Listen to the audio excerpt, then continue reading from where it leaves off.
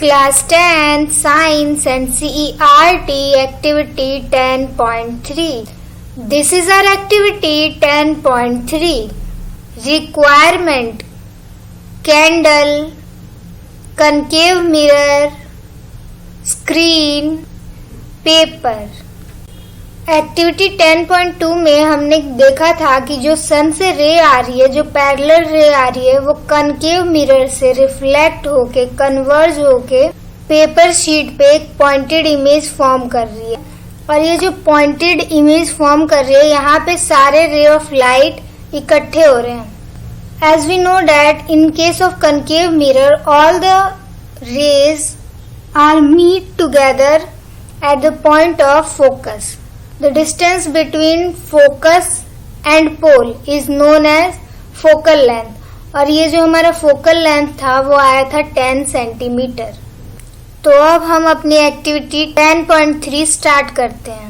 Keep a bright object, say a burning candle at a position far beyond C. C से दूर हमें एक candle रखना है. And place a paper screen and move it in front of mirror. Mirror के सामने एक paper screen रखना है और उसको आगे पीछे मूव करना है. Till you obtain a sharp bright image. जब तक कि आपको एक शार्प ब्राइट इमेज नहीं मिल जाती of the candle flame on it. हमने एक कैंडल लिया, उसको इन्फिनिटिव पे रखा और ये है हमारा कनकेव मिरर और इसके सामने हम पेपर स्क्रीन रखेंगे और हम स्क्रीन को तब तक मूव करते रहेंगे जब तक कि हमें एक शार्प इमेज नहीं मिल जाती. जो कनकेव मिरर का फोकस है वहां पे हमें एक शार्प इमेज देखने को मिलेगी. और जो ये डिस्टेंस है पोल से फोकस का, उसको हम बोलते हैं फोकल लेंथ, जो कि है 10 सेंटीमीटर.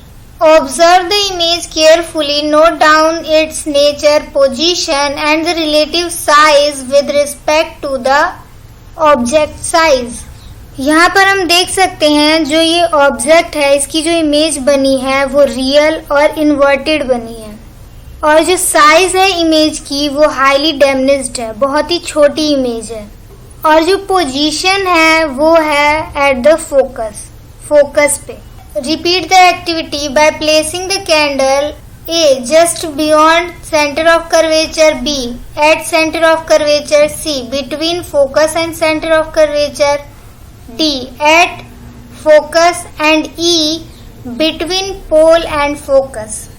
Step 1, हमें एक चार्ट पेपर लेना है और उस पे P, F and C position को मार्क करना है. Pole, focus, centre of curvature with 10 centimetre gap between them.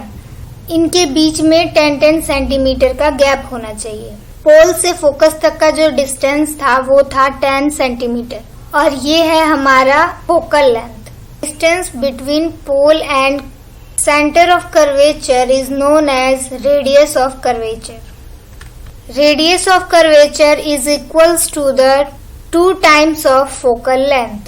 Step 2, हमें एक कनकेव मिरर लेना है और उसको जहाँ हमने पोल की मार्किंग की थी उस मार्क पे रखना है.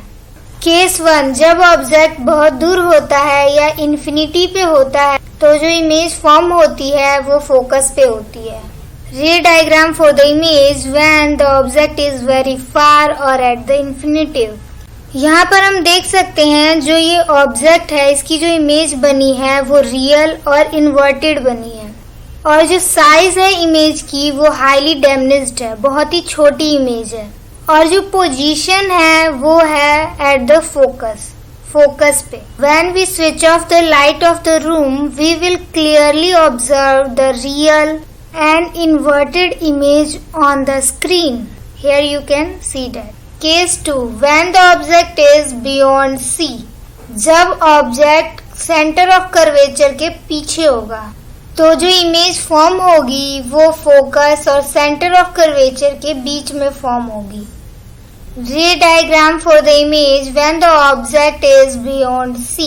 ये है हमारा ऑब्जेक्ट और जो इसकी इमेज फॉर्म हो रही है वो रियल है और इन्वर्टेड है. और जो इमेज का साइज है वो है डैमेज्ड, छोटी इमेज है, ऑब्जेक्ट से छोटी इमेज फॉर्म होगी. और जो पोजीशन होगा इमेज का वो होगा focus and centre of curvature के बीच में। Case 3, when the object is at centre of curvature, then the image is also formed at centre of curvature. Ray diagram when the object is at centre of curvature. जब हमारा object centre of curvature पे है तो जो image form हुई है वो real है, इन्वर्टेड है, और जो इमेज का साइज है वो ऑब्जेक्ट के साइज के एकदम बराबर है। सेम साइज है दोनों का, इमेज का और ऑब्जेक्ट का। Case 4, when the object is between the focus and centre of curvature, then the image is formed beyond सी।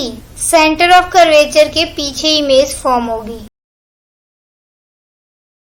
रे डायग्राम, जब हमारा object centre of curvature and focus के बीच में होगा तो जो हमारी इमेज फॉर्म होगी वो रियल होगी, इन्वर्टेड होगी, लेकिन जो इमेज का साइज होगा वो एनलार्ज होगा। ऑब्जेक्ट के साइज से इमेज का साइज बड़ा होगा और जो पोजीशन होगा इमेज का वो होगा बियॉन्ड सी, सी के पीछे, सेंटर ऑफ कर्वेचर के पीछे। Case 5, when the object is at focus, जब ऑब्जेक्ट फोकस पे होगा तो then image is formed at very far और एट द इंफिनिटी। तो जो हमारी इमेज फॉर्म होगी वो बहुत दूर होगी और इंफिनिटी पे होगी। रे डायग्राम, जब हमारा ऑब्जेक्ट फोकस पे होगा तो जो इमेज फॉर्म होगी वो रियल होगी, इन्वर्टेड होगी, और जो इमेज का साइज होगा वो होगा हाईली एनलार्ज। ऑब्जेक्ट से बहुत ही बड़ा इमेज फॉर्म होगा और जो पोजीशन होगा इमेज का वो होगा इंफिनिटी, बहुत ही दूर इमेज फॉर्म होगी। अब हम करेंगे case 6, when the object is between the pole and the focus. ये वाला जो केस है वो बहुत ही यूनिक है, डिफरेंट है बाकी सारे केसेस से। इसमें जो इमेज होगी वो बहुत ही डिफरेंट फॉर्म होगी। Here you can see that this is our pole and this is our focus, or we had placed the object in between the focus and pole. Then we will observe that there is no image is obtained on the screen. हमें screen पे कोई image नहीं मिलेगा क्योंकि जो हमारी image है वो इस कनकेव मिरर के अंदर ही फॉर्म होगी, इसीलिए इमेज हमें स्क्रीन पे नहीं दिखे। और जो इमेज फॉर्म होगा उसका नेचर होगा virtual and erect. Ray diagram, when the object is in between the focus and pole, तो जो हमारी इमेज फॉर्म होगी वो वर्चुअल होगी, इरेक्ट होगी, और जो इमेज का साइज होगा वो एनलार्ज होगा, बड़ा साइज होगा, और जो इमेज का पोजीशन है वो बिहाइंड द मिरर, मिरर के पीछे बनेगी image. In one of the cases, you may not get the image on the screen. Identify the position of the object in such a case, then look for its virtual image in the mirror itself. Here you can see that this is our pole and this is our focus, or we had placed the object in between the focus and pole. Then we will observe that there is no image is obtained on the screen. हमें screen पे कोई image नहीं मिलेगा क्योंकि जो हमारी image है वो इस कनकेव मिरर के अंदर ही फॉर्म होगी, इसीलिए इमेज हमें स्क्रीन पे नहीं दिखे। और जो इमेज फॉर्म होगा उसका नेचर होगा virtual and erect. Note down and tablet your observation.